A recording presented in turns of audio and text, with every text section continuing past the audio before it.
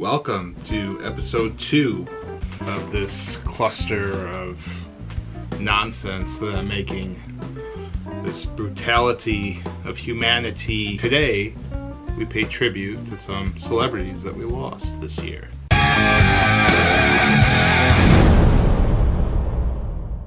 don't know if there's any fans of Sanford and Son, but Rollo was the shit if you ever watched the show. There's this one episode, I think the funniest episode is one of my favorites is when they find Lamont finds marijuana growing in the front of the junkyard, in front of their house.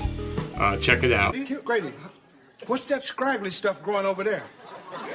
Oh, that's parsley, wild parsley. And it sprung up by itself. Say, my man, what are you doing? Hey, Rollo, what's happening, man? Look here, I want to ask you a question. Does that look like wild parsley to you? You mean that marijuana?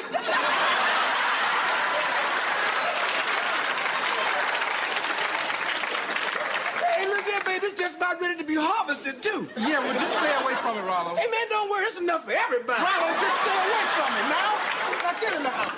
Oh, man, so why did your old man plant that anyway? He didn't, Rollo. It just sprung up all by itself. Oh, it just sprung up, did it? Well, what a fine spring we're having.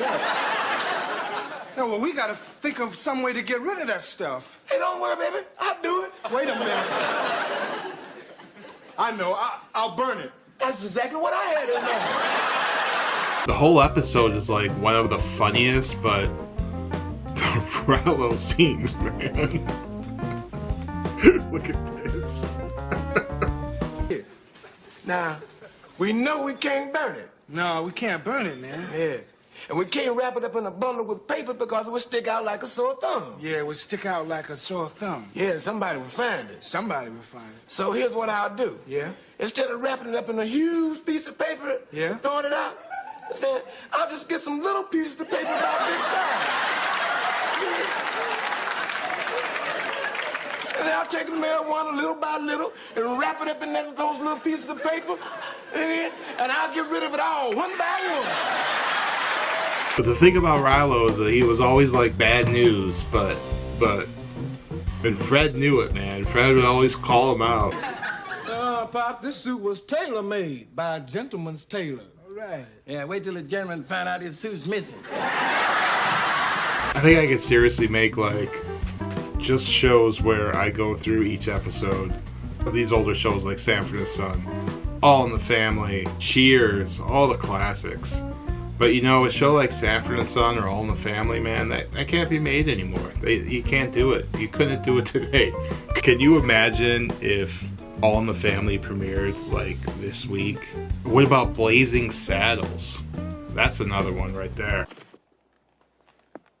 Hey boys, look what I got here. Hey, where are the white women at? So when Mel Brooks premiered Blazing Saddles, the audience, it was the first time it was the very first premiere, the first screening of the movie. When the lights went on, the movie was over, the crowd just sat there in awe. Silence. But the best thing about shows and movies like that is that there was black writers and white writers. It wasn't really it wasn't anybody being racist. It was just showing, yeah, they were kind of racist.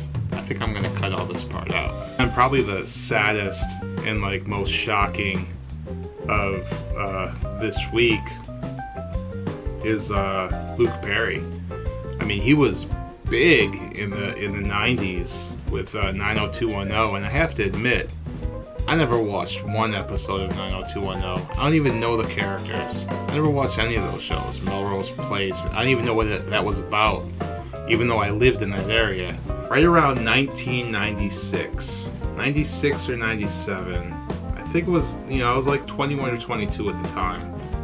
And I lived in Mesa, Arizona. If you don't know about Mesa, I don't know what it's like now, but in that time, it was kind of like a white trash. It was real trashy, man. There was a lot of shady characters walking around. I'll just leave it at that. We even had a local biker gang, which is probably still in operation. Who knows? The liquor store I worked at was like a really nice store, and it was kind of in like one side was all nice neighborhoods, and another area was all bad neighborhoods. And Mesa was just like a big pot of whatever. I don't even know what it's like now. So the owners of this liquor store, who were awesome, by the way, and they're still open down there. They owned a little like burger store right next. It was like a burger restaurant next to it that just made burgers. But they didn't own the restaurant. They just owned the building and rented it out to the owner. And the owner leased it out to a movie crew. And at the time, when I worked at the liquor store, I worked in the drive-through. Yeah, man, drive-through liquor store. You know there's something going on in that neighborhood if you have a drive-through liquor store. And I only knew that they were shooting a movie, and I knew that Luke Perry was in the movie.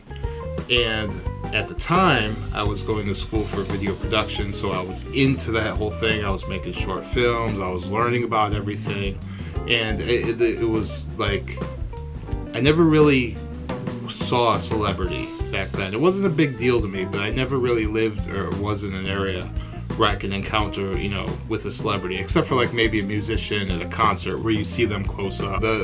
They were shooting one day. I could see the lights and everything. I was kind of like looking out the liquor store window. I saw what was going on over there. And then towards the end of the night, it was a little bit slower. I think it was like a Monday night or a Tuesday night. And the car came through. It was the driver. The driver's side was always, you know, towards the window, like a regular drive-through.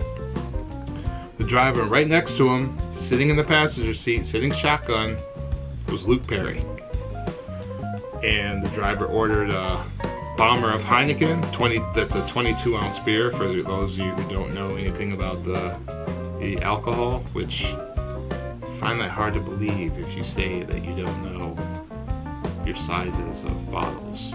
So I went to the back, I got the Heineken, I came back, I sold it to him, the driver handed it to Luke Perry. He did not say a word, he did not look up, nothing. He looked kind of tired actually, but that was my encounter with Luke Perry. And not to say, I mean, I don't want to say he's like a bad person or anything. I think when you're done with the movie and you're tired, you know, he came to have a beer and, you know, you just want to go back to the hotel and rest up, you know, get ready for the next day. Nobody wants to be dealing with fans, even though I was never really a big fan, but I respected him, and I always like saw him as like the newer James Dean.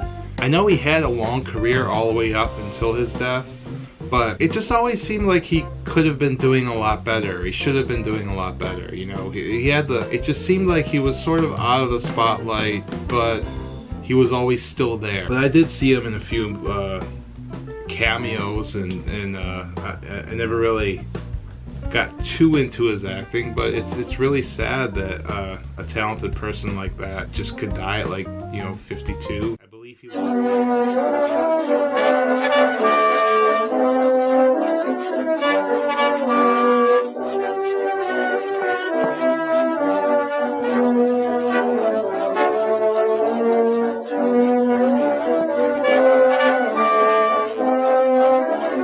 hopefully I got some time left.